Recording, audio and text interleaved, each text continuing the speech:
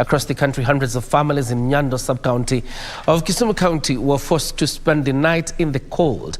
This following flash floods which swept through the homes after River Nyando broke its banks following a heavy downpour. Meanwhile, the Kenya National Highway Authority has temporarily closed the Mai Mahiu Narok Highway after the road developed cracks 6 kilometers from Mai Mahiu Town.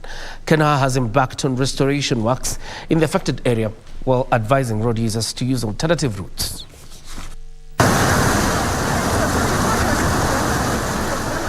Several families were left stranded, with others counting losses following flash floods in Nyando sub-county of Kisumu County.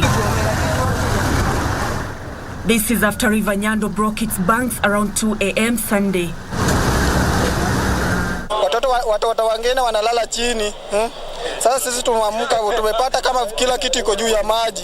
Several homes along the river and shops in Ahero market were submerged. The floods followed a heavy downpour in the area that saw several acres of farm crops swept away. Some residents are currently trying to salvage their property as others are being evacuated. Nilikuwa naomba serikali kuu kama inawezekana, juu hii shida imekuwa nayo mweka na mikaka. Hii si mara ya kwanza.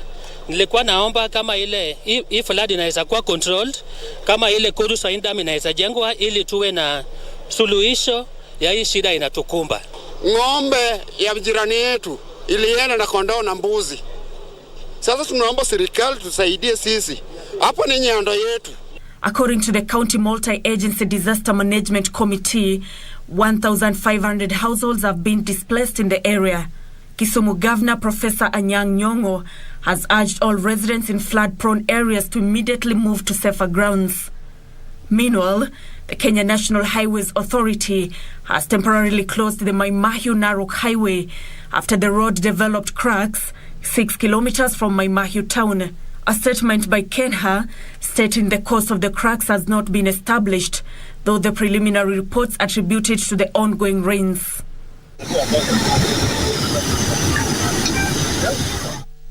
Motorists have been advised to use alternative routes.